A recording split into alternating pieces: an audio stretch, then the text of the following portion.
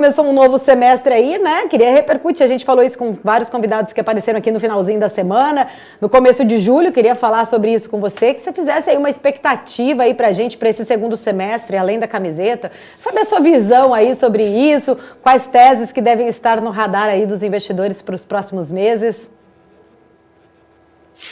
A gente segue otimista com um cenário de ativos de risco e renda variável, acreditando ainda num dólar mais baixo também, no patamar atual, apesar, o que pode mais atrapalhar é o risco, né, o que a gente olha, um risco de racionamento de energia, e não acredito em apagão, mas esse é um risco, assim, difícil de prever, porque depende de chuvas, a gente depende dessa parte hídrica também.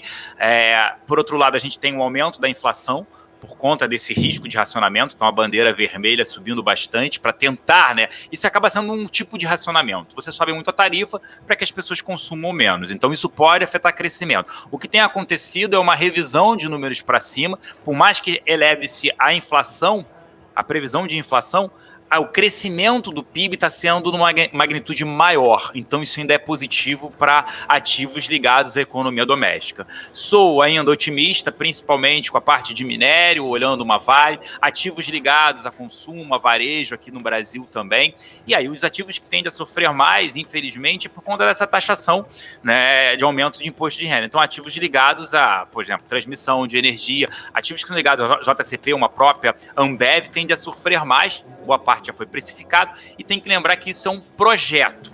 Sendo um projeto, a própria Câmara estava se discutindo isso, o presidente da Câmara, o Arthur Lira, falou que lá na Câmara eles querem mudar de 20% para 15%, e o Senado queria 10%.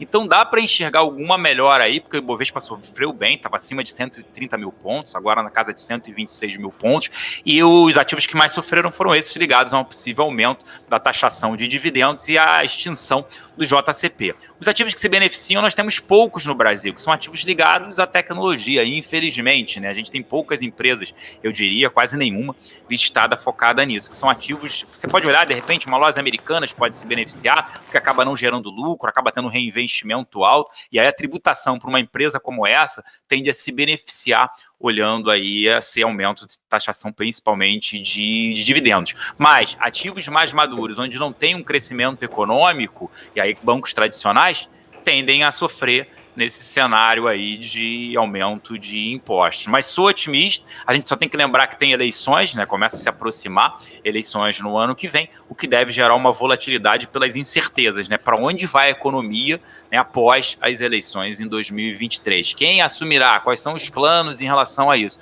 Então isso gera no Brasil, né? Por incrível que pareça, sempre gera uma imprevisibilidade às eleições. Mas olhando ainda esse ano, sou otimista. Se a gente tiver racionamento, é óbvio, a gente vai ver um dólar subindo, uma bolsa mais fraca. Mas ainda acredito que a gente não tenha racionamento. Os ruídos políticos tendem a passar. O que a gente está vivenciando hoje é ainda um efeito de aumento de taxação e também esses ruídos políticos no final de semana, CPI e tudo isso, mas que tende a se dissipar aí nesse semestre.